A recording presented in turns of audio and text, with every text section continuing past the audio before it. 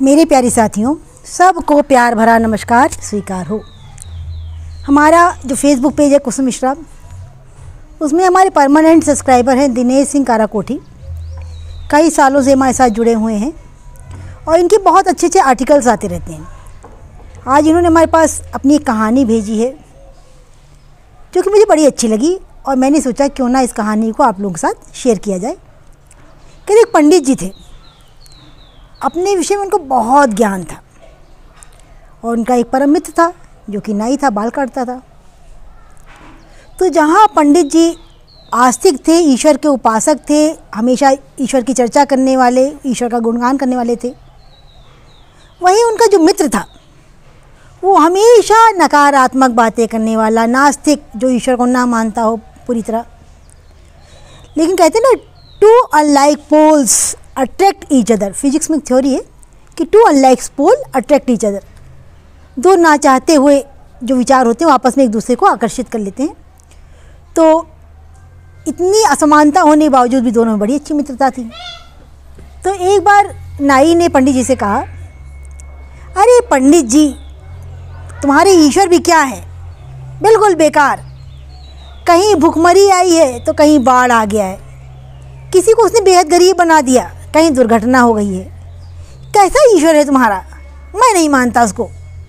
कहीं देखो भूख से बच्चे बिलबिला रहे हैं, किसी का पति शराबी है तो पत्नी एक एक पैसे के लिए तरस रही है, चरित्रवान होते हुए भी रो रही है और बड़ी ही मुसीबतों में अपना जीवन बिता रही है।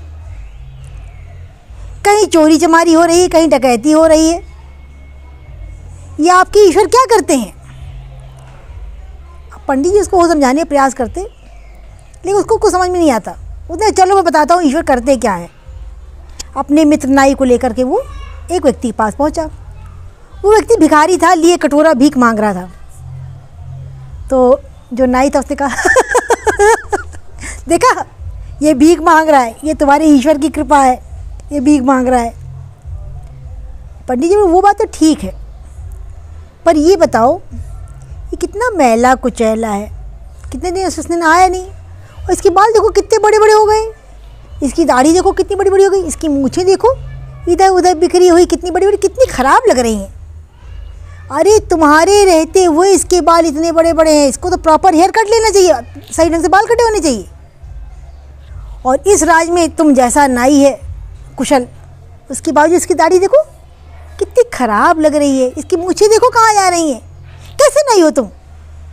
अब नाई गुस्सा आ गया। नाई कहता, अरे जब ये मेरे संपर्क में आएगा तभी तो मैं इसके बाल काटूंगा, जब ये मुझसे मिला ही नहीं तो मैं इसके बाल कहाँ से काट दूँ, इसकी दाढ़ी कहाँ से बना दूँ, इसको, इसकी मूँछों को सही आकार कहाँ से दूँ?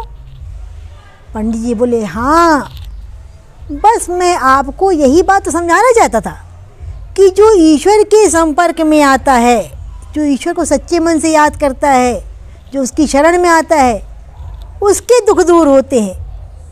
रामायण में सुंदर कांड है, उसमें गोस्वामी तुलसीदास जी कहते हैं, सुनो हनुमंत विपत तब होई, जब जब सुमिरन भजन न होई। जिस घर में ईश्वर की आराधना नहीं होती, वंदना नहीं होती, साधना नहीं होती, उसकी पूजा अर्चना नहीं होती, जहाँ ईश्वर को भोग नहीं लगाया जाता है, जहाँ ईश्वर की उपासना नहीं की जाती है, ईश्वर का भजन सुमिरन ध्यान नहीं किया जाता है, वहाँ तो विपत्तियाँ आएंगी ही। भाई हम सब क्या है, उस परम पिता परमात्मा की संतान है।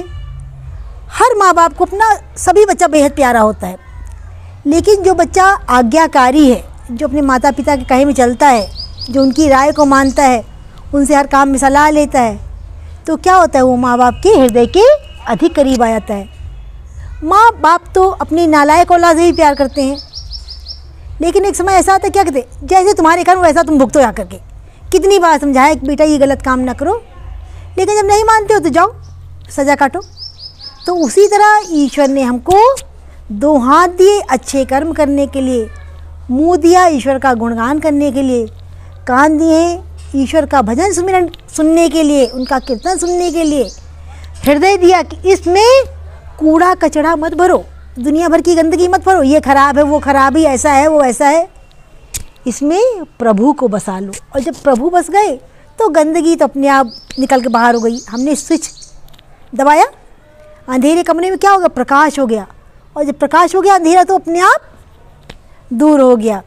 तो भाई जिसके जो भी आराध्य हैं, जो भी जिस देवता को मानता हो, देवी को मानता हो, उसको निरंतर अपने मन में बसाए रखो, इन हाथों से अच्छे कर्म करो, क्योंकि ईश्वर ने देखो सिर्फ मनुष्य को हाथ दिए हैं, जानवरों को नहीं, पक्षियों को नहीं, तो ये हमें दिए अच्छे कर्म करने के लिए। तो भाई दिनेश सिंह काराकोटी की आपको ये कहानी कैसी लगी, आप लोग मुझे कमेंट बॉक्स में लिख के बताना। तो जो प्राप्त है वही पर्याप्त है। स्वस्थ रहें, मस्त रहें, अपने काम में हमेशा व्यस्त रहें। सबका दिन मंगलमय हो, सबका जीवन खुशियों से भरपूर रहे। सबको टाटा बाय बाय।